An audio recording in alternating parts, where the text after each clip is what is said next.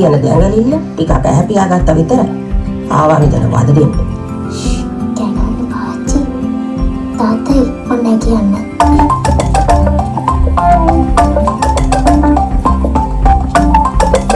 තල්ලුවව දම්මේ මේ ඉන්නේ.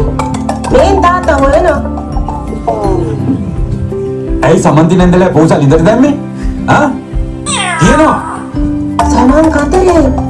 ඇයිතරනේ අහිංසක සතාව ලිදෙල යන්නේ. පූසෝ ඉන්නේ මීවල්ලන් කියලා ආච්චිමනේ කිව්වේ. ඒකට පූසල් ලිදේ දාලා හරියන්නේ. මේ හිටියේ සමන්තිනන්නගේ ඉඳේ ආච්චි. අම්මපා පුතේ ඔය මෝඩකමට සීමාවක් තියෙන්න ඕනේ. අර සමන්ති දැකපු ඉඳ හොඳයි. නැත්තම් පූසා මැරෙනවා.